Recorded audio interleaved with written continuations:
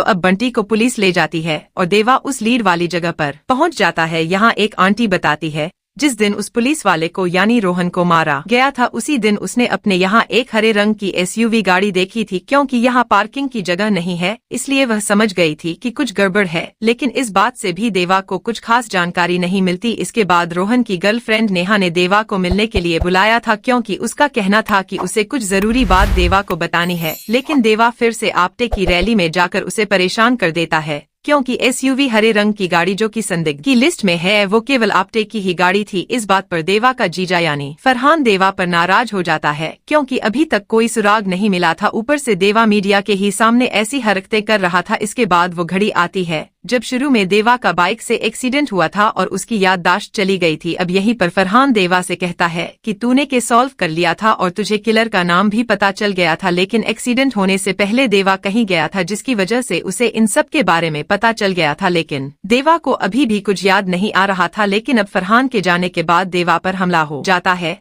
जिसमें एक के बाद एक उसे मारने के लिए गुंडे आ रहे थे, पर देवा ने उन सभी को संभाल लिया था। लेकिन देव को अभी तक कुछ भी याद नहीं था, तो इसीलिए देवा डॉक्टर से पूछने के लिए जाता है कि वह कब तक अपनी याददाश्त को कवर कर लेगा। लेकिन डॉक्टर के लिए भी इसका कोई सटीक टाइम बता देना संभव नहीं था, जिस वजह से देवा लौट आता है। अब देवा फिर से अपने का काम पर लग जाता है। यहाँ देवा को डिपार्टमेंट से पता चलता है कि जिस दिन बिल्डिंग वाली जगह पर यह हादसा हुआ था उसी दिन की फुटेज में बंटी दिख रहा है, लेकिन बंटी अभी फरार है। और इसके बाद देवा अपने उस फोन को भी ठीक करा लेता है जो कि उस एक्सीडेंट के दौरान टूट गया था। इस फोन से देवा को पता चल जाता है कि देवा और दिया शादी करने वाले थे, इसलिए देवा दिया से मिलने जाता है। पर यहाँ देवा फिर से उस हरे रंग की गाड़ी को देख लेता है जिससे देवा को कुछ चीजें समझ में आ जाती है। वास्तव में जब नीले रंग की गाड़ी पर पीले रंग की लाइट पड़ती है तब वो गाड़ी कुछ हरे रंग की दिखाई पड़ती है, और इसी चक्कर में ये लोग अभी तक गलत गाड़ी को ढूंढ रहे थे क्योंकि यह सारा कंफ्यूजन उस बूढ़ी औरत की वजह से हुआ था जिसने नीली गाड़ी को हरे रंग का बता दिया था। मैं आपको एक खास बात और बता दूं कि देवा की याददाश्त जाने वाली बात के बारे में अभी तक डॉक्टर और फरहान के अलावा किसी को पता नहीं थी। अब देवा को एक और नई लीड मिलती है जिसमें मंदार अपने लोगों के साथ कहीं छुपा था, तो उसे उसके लोगों के साथ पकड़ लिया जाता है। लेकिन गोली लगने की वजह से मंदार आईसीयू में था। अब तक रोहन को मरे हुए 1 साल बीत चुका था और रोहन की बरसी पर देव भी वहाँ जाता है। अब यहाँ रोहन की गर्लफ्रेंड देवा से कहती है